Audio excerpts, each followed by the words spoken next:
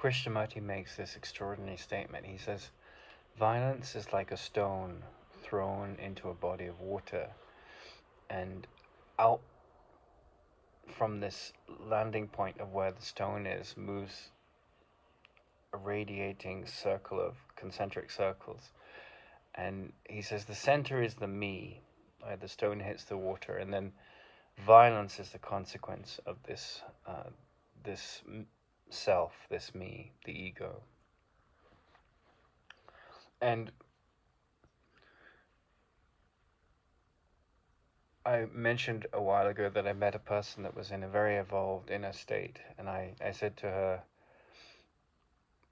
how do you experience the news? And she said, I love watching the news. It fills me with joy.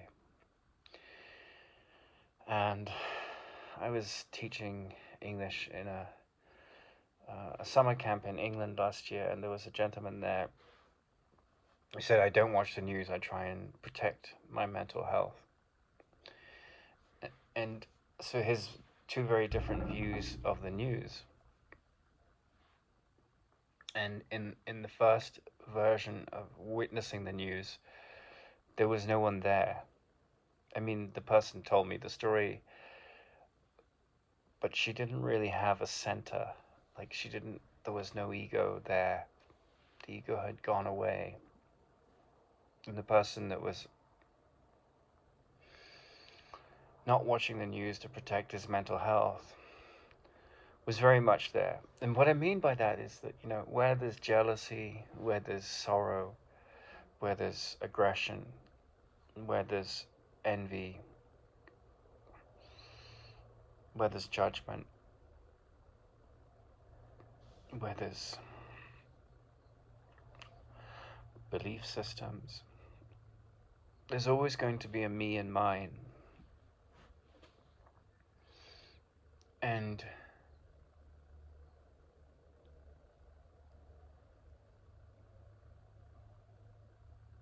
Krishnamurti set up a large number of schools around the world, in California, in England, in India, and they functioned, right? And those schools had trusts, boards of trustees. They had teachers. They still have parent governors, things like this. And of course, they weren't necessarily enlightened, any of those people. But somehow, because the person who laid the foundation stone had no interest in starting a religion, had no interest in preaching a certain philosophy,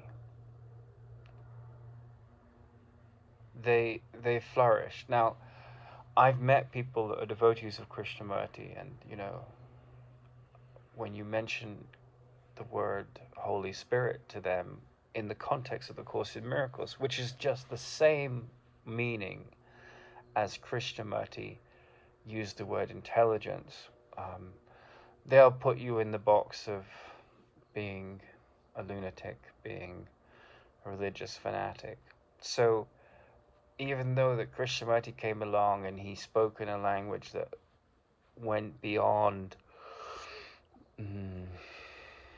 either secular ideology or religious ideology, of course, the conditioned human mind often cannot apply intelligence, cannot read between the lines, and so often you get people who become devotees of the Course in Miracles or devotees of Krishnamurti, and they're saying the same thing. They're saying that where there is me and mine, in the sense of a limited understanding of the nature of who you are, there will always be violence.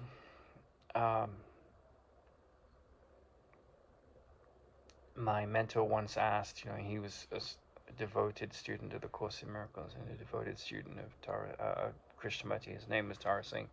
For many years, he knew Krishnamurti for almost 3 decades. He once asked, what did you learn that you did not learn in a book? and everyone was silent, or from another person, and everyone was silent, and his response was, "I learned to lose." And I think the truth is that in this world, you know, you're going to encounter opposition, you're going to encounter judgment, you're going to encounter condemnation. And you're going to encounter people who want to defend their position and wish to attack yours.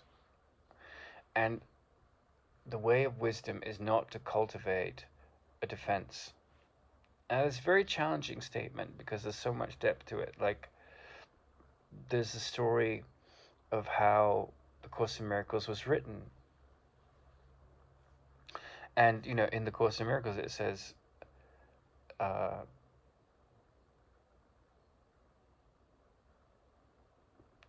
to get in the world of spirit, you must learn to give away. That's, you know, getting is giving away. So to hold on, that's in the Manual for Teachers, it talks about generosity, and it defines generosity as not what the worldly ego version of generosity, you know, is, but it's like to be generous in that sense is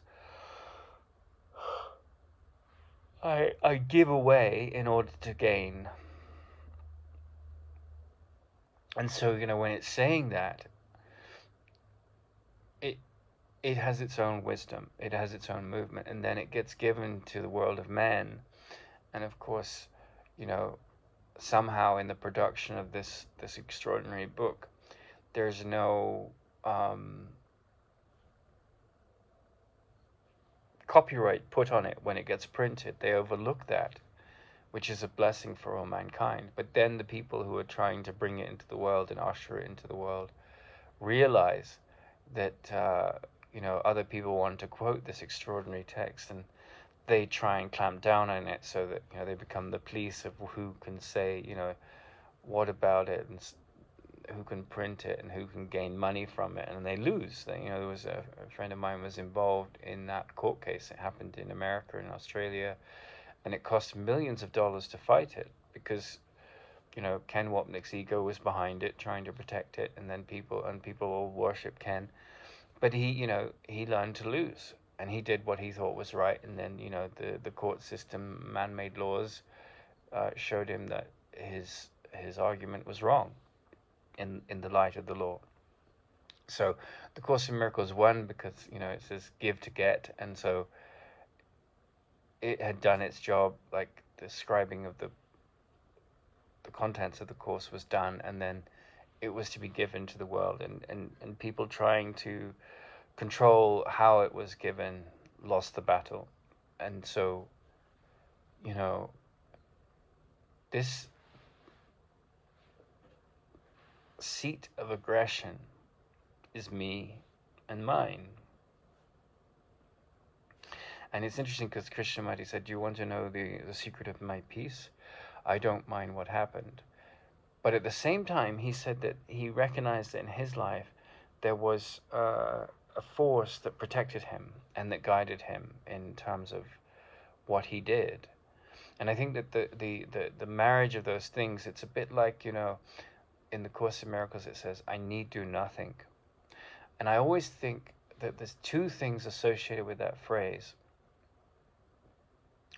A quote from the Tao Te Ching which says, "A wise person does nothing, and yet everything gets done." And then a quote by Abraham Lincoln where he says,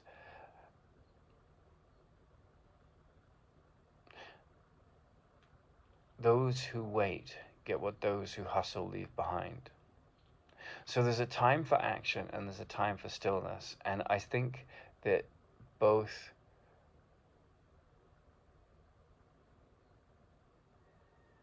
movements, whether it's the movement of stillness, now that sounds a contradiction because in stillness there's no movement, but all movement is sourced in stillness. So the movement of stillness and the movement of activity come from the same place once you start to see what's going on. So you act in alignment with stillness, with peace. Um, you bring your conflicts to the altar of peace in your mind, and you give them up. You surrender them to that stillness, and you listen to what it inspires. The neurotic mind is not in touch with that stillness, so it's constantly creating problems and violence. So to me, this statement, "you need do nothing," means that, like, who you think you are must die. Who you think you are is an illusion. And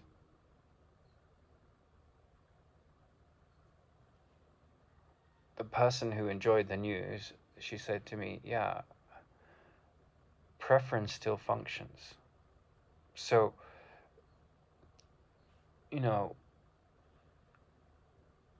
you have a natural taste in certain clothes or certain foods, and I think the key point there is that, you know, whatever you do, if you're doing it from a place of peace, like I spoke to some people the other day and sharing some inspiration, and the way it was responded to, it was just totally taken in a different way.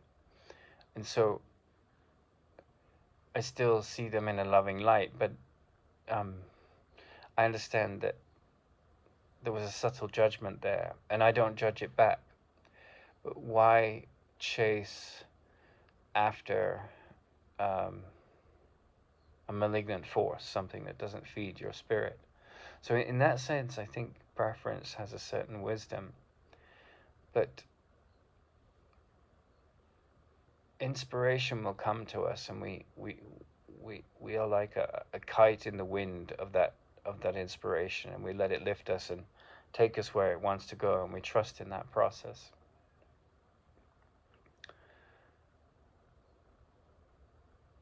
In the context of that, how can one move through life and trust? It's a mystery. The critical thing, I feel, is there was another saying by Krishnamurti. He said, can one live a life like a great ship at sea, where one is moving through the waters, but unlike the ship, there's no wake? And what he meant by that was that where you have the accumulation of the past, where you have all the upset and the pain and the conflict conditioning you as to who you think you are, that's the me, that's the ego. So say a Pakistani man says something unpleasant to me, or a Frenchman, or an Alsatian bites me, or, you know, that according to like yoga, those impressions are going to leave a stain. They're going to create a habit. And so what he's saying is that, can you look at the Alsatian or the Frenchman or the Pakistani or the woman that has said a harsh thing to you, and not project that onto those characters in the story, you know, not to see. I mean, that doesn't mean that, you know, there's that other story where I think it's some kind of rodent. I can't remember the story, but I think it's from Aesop's Fables, and it comes to a river, and it can't cross the river, and there's a fox. Maybe I'm getting this story completely wrong, but it's the symbolism doesn't die. I think the fox offers the rodent to give it a ride on its back across the river, and of course the rodent is the perfect prey for the fox, and the rodent takes it up on its, like, kind of naive, and it takes it up on the fox up on its offer, and it swims across the river on the back of the sits on the back of the fox, and as the fox gets to the other side of the river, he drops the rodent off, who's entrusted himself, given his trust over to this fox, and the fox, sprightly, it moves forward and eats the rodent. Some story like that. So, that's where intelligence comes in, where, once bitten, twice, if the same, treachery happens to you, you haven't learned the lesson. But it doesn't mean that you project these toxic feelings onto people that you associate, or situations that you associate with harm that you've experienced, right? And so that's where this metaphor of the ship without the wake is important, because if you can dissolve in the moment all your associations with, let's say you've been in a difficult relationship with men, right? Then you'll have the ending of violence. And, one of the things that I found interesting is this whole movement of Me Too, right? Because it's like a whole gender associating toxic experiences with men, and then making it into an attack system. Me too. Like, I also have these negative experiences with men. Well, the exact same opposite could happen for the experiences men have had with women. Like, we're so clever, like, wrapping this up and saying, oh, well, women are victims of men, but similarly, women can do they have egos too, just as ghastly things to men. And that's why I think movements like Me Too are kind of dangerous, because they risk the danger of making out the masculine character as something that is dark, right? But the female has a dark side, and the male has a dark side. So the moment we join, one of the things my teacher, who'd studied with Krishnamurti for 30 years, and he said, movements don't bring around change. They're usually just forms of violence. They bring about, when you think of Rosa Parks on the bus, she was such an inspiration, and she was coming from a place of complete faith and trust in rightness, right? And so that kind of movement, I think, has meaning. But when you just, had these sour experiences with men because they've been bastards, and I'm sure they have, and then you create that into a pooled story of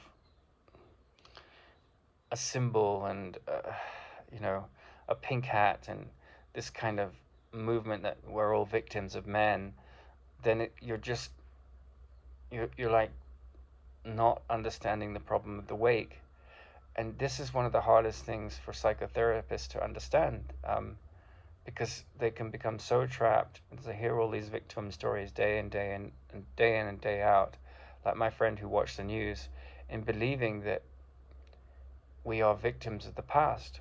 And at a relative level, we are. But you can get trapped in the relative. You can get trapped in the victim. You can trapped in the belief in the validity of the wake, right? And the wake is an illusion of the ship. It's some water that was churned up, that's gone by. You're no longer in those waters. And the neurotic mind makes the churned water, makes the problem of the past the problem of the present. And it creates enormous violence. And like, there was a woman that was seeking the advice of a holy man in India, and she came to Krishnamurti, and like, her children were just like, our mother is bereft, she's so depressed. And she said, oh, my husband died, I miss him so much, And he said, well, do you miss the man that when you were 19 you met, and when you were 24 you got married, or 26 you had your first child, and 35 you witnessed him begin to have health problems, or the man who you knew at 50 like, which man do you miss? And the woman was like, what kind of holy man are you? And she wanted like someone to say, oh well, he's in heaven now and he looks down on you and he blesses you and he misses you. And she just wanted her ego to be pandered.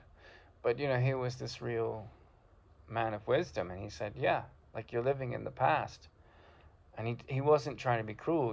She'd been living in this pained reality of her own creation for years.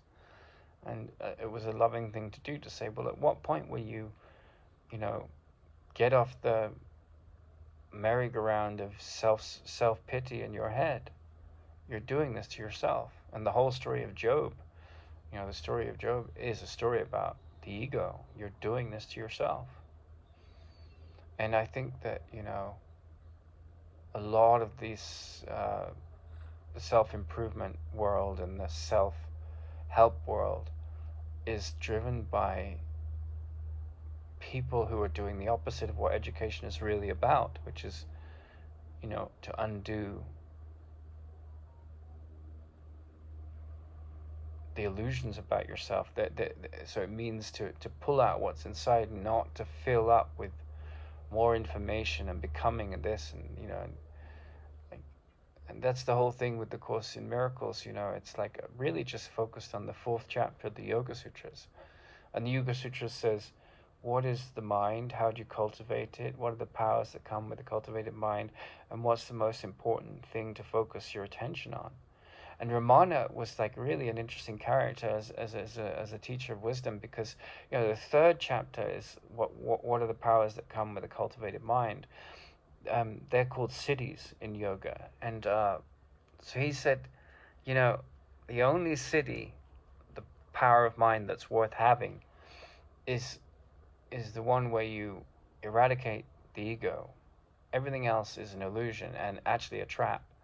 And so once you do that, you get access to all the siddhis, but you're not interested in them. It's like, why would you, want to, like, yes, you can talk to animals. Yes, you can walk on water. Yes, you can understand and communicate telepathically.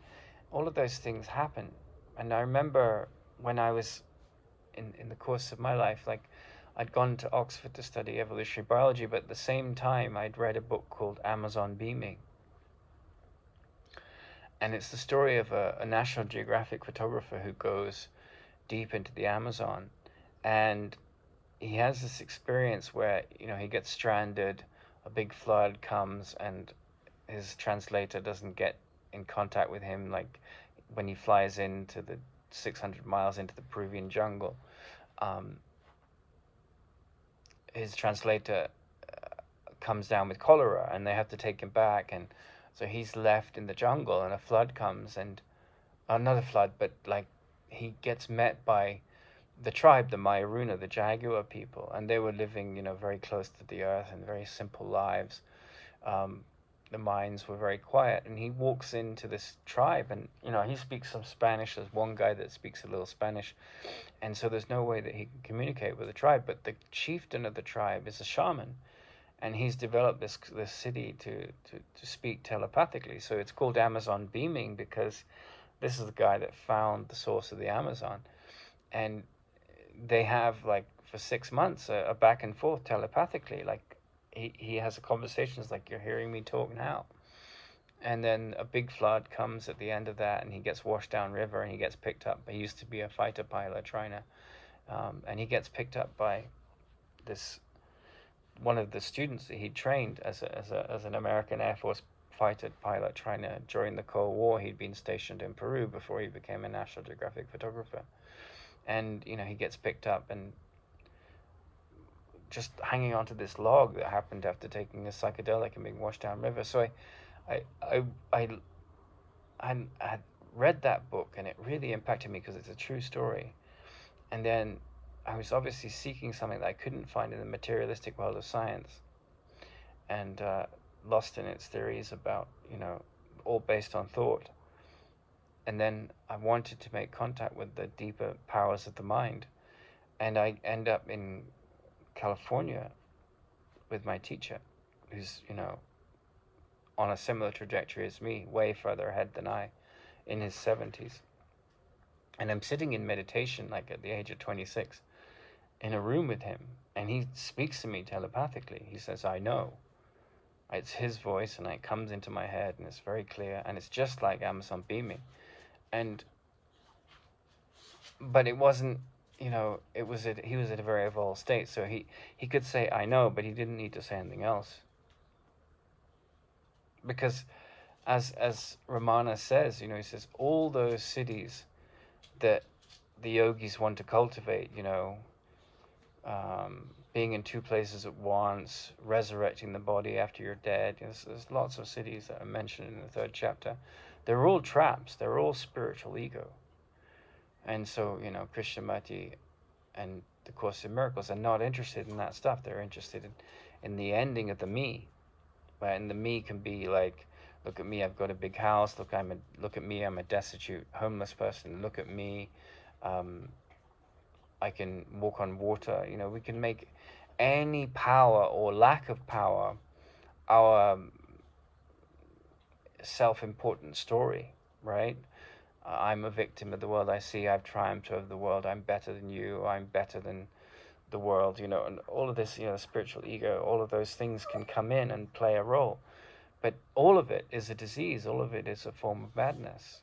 And all of it creates violence, separation, insecurity is behind all of it. And so, if you're a really serious person, you're not interested in cultivating importance in the world or power, you can build a business, but it's not about you. It's if the business is an extension of your purity of heart or lack of it. You can do all the charity work in the world, but if you've built a big ego about how important you are or how lacking in importance you are, and you're coming from a place of insecurity, that's why Joseph Campbell said, if you're getting a PhD to fill in an insecurity complex, don't do it. Deal with the insecurity complex. And that's not what we're generally taught in school. We're taught, you can be a great man, you can do extraordinary things. And the 3rd chapter of the Yoga Sutras is like a study of extraordinary powers. And the only real power is self-effacement, like the ending of the illusion of my self-importance. And it's really interesting because as we attend to the source and the root of sorrow and jealousy and envy and pride in the toxic sense, and vanity in the toxic sense, and envy and gluttony and greed and lust in the toxic sense, and all of these movements of the mind, and wrath and anger, because wherever there's anger, there's always violence, there's always me. It says in the Course in Miracles, in the psychotherapy pamphlet, the focus of psychotherapy is to end the reason for believing that anger is justified. And that's mastery. It really is. You have to think very carefully about the meaning of that statement, because where there's anger, there's wrath, there's justification, there's lack of forgiveness, there's a need for forgiveness, there's irritation.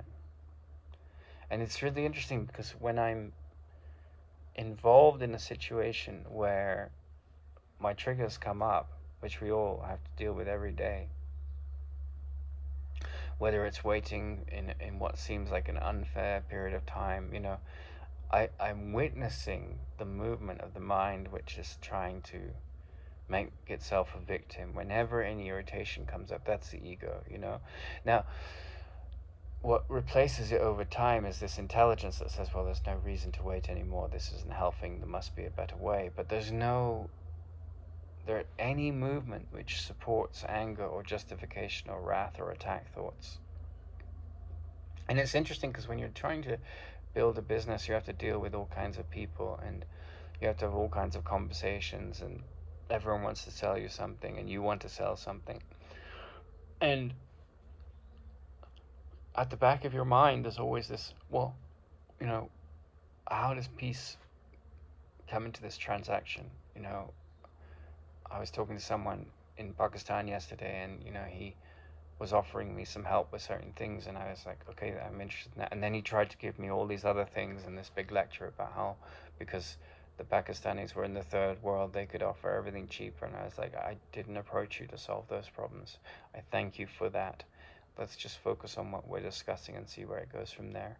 So you keep things very clean and simple, and you don't go into any relationship with an expectation that it's going to work out or that it's going to fail. You just be in the present moment and you attend to what you're trying to do. And every relationship becomes a vehicle for looking in the mirror at what comes up in terms of, can the ego dominate this and bring in upset and see something that isn't there? Or can you see the very beginnings of that movement in every situation and not get bound into it? I remember in a dream in India, my yoga teacher, TKV Desikachar, he often came in dreams, and he hinted he would come in dreams to me at the very beginning of my almost 10-year relationship with him. And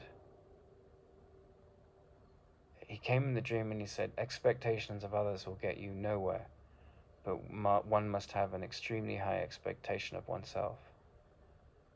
Now that sounds like you're building up the ego, but what it means is the opposite. It means, if you come to others with expectations, right? Now, if you're a boss in a company, there are some reasonable expectations that, are you going to be on time to work? Are you going to do your job in a sense of disciplined, focus and fairness for, the salary you're getting and for the work that needs to be done? Or are you going to, make a mockery of that? So that that's a healthy expectation.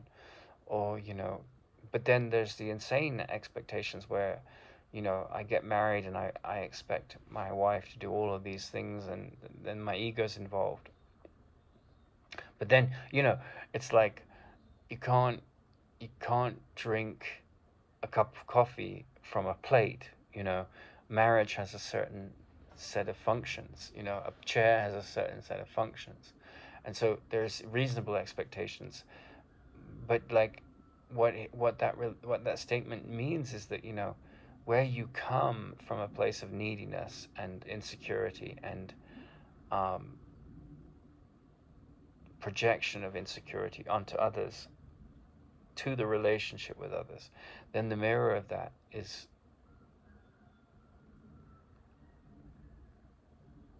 all about seeing into those illusionary expectations and how they come from your own insecurity, the value of that. So in every movement of time and space, there's always an evolution potential. An evolution meaning not of the me and the mine, but of the pulling out of the essence of who we really are.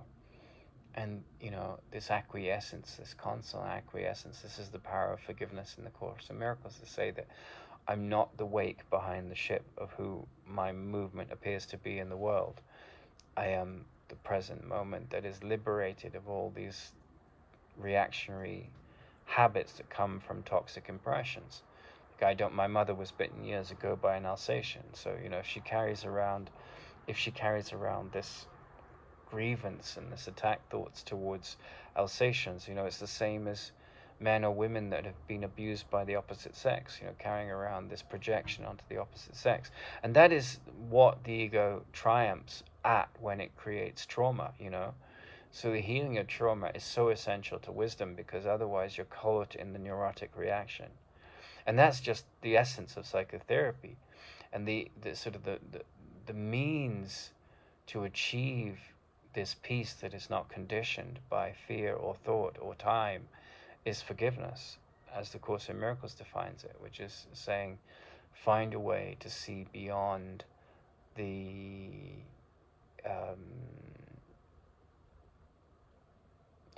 hallucination of the idea, behind the idea that, thought has power over you to condition you into being a fearful thing. Like you're constantly being encouraged to drop associations with toxic stories. And that, at the same time, if a little girl gets bitten by,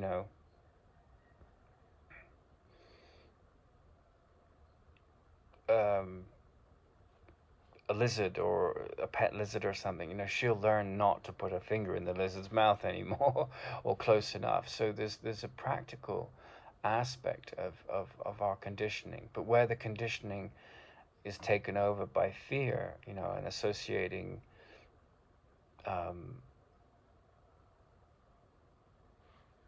toxic projections with someone from the past. Like yesterday, I had this inspiration to call my ex-wife because I know she's going through a very difficult process, and I care for her.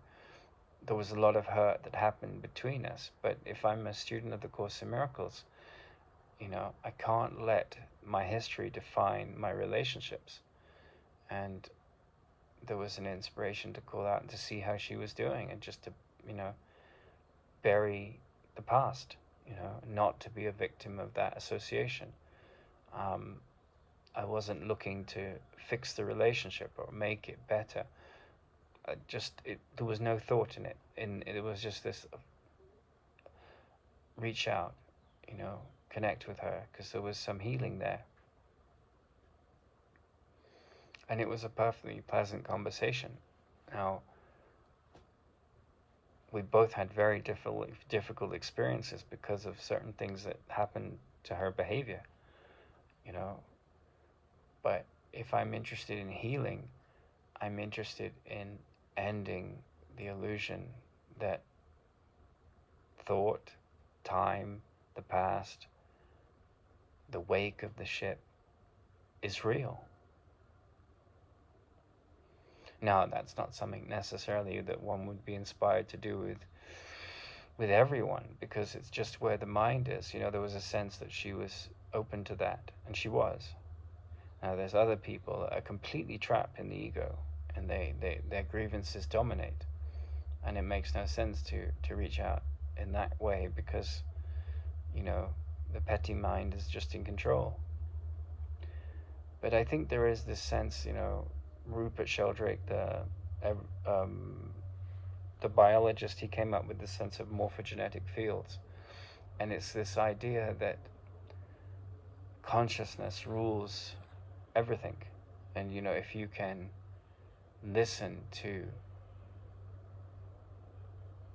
the field of consciousness and tune in to what matters, you will be guided. There's this unfolding, there's this listening that allows you to build connections in the world without the stain of history. That's why I can see where Krishnamurti, he said, the big problem of the world comes down to belief systems. I'm a Jewish person, I'm an Arab, I'm a Palestinian. And it's like, no, you're a human being, and you're not even a human being. You're just a spiritual being having a human experience. And so we put up these walls of being, I'm an atheist, or I'm an agnostic, or I'm a Christian, or and all these things where, all of those myths at their very best, they're there to help us to see through the things that separate us and create division and illusion of violence, right? Not illusion of violence, it's very real violence. But if you're not, attuned to that, then your conditioning creates violence. So the ending of the me and the mine is the ending of the conditioning that seeks to align itself with the idea, I am a body, I am a Christian, I am a man, I am a woman. Of course, at a certain relative level, those things can be true. But when they are used in such a way as to separate, divide, attack, defend, then they are just tools in the arsenal of the ego, and they have no meaning, and they just create endless mischief and violence. So seeing into that is just such a profound thing, and it just leads you to a very, very quiet place inside, a very simple life. And you know, when I spoke to my wife, I could tell she wasn't, ex-wife, that she wasn't especially happy. You know, didn't I'm not meaning to make it into me and mine and a comparison. And so I care about her, of course. But one of the things that's changed in me since then is that all of those very, very difficult experiences brought me into a more spiritual place. And I went deeper into the teachings of the Course in Miracles. So in that sense, they were blessings. Not easy blessings, because all blessings like that come from letting your resistance go, learning to lose. And then the me gets smaller, and in that process, peace comes up bigger within you. Like, so a very simple, quiet mind starts to flourish, and by flourish I mean expand. And my petty likes and dislikes drop away, and you become more coherent. You know, there are things that I just can't fix in my family. You know, I accept people where they are.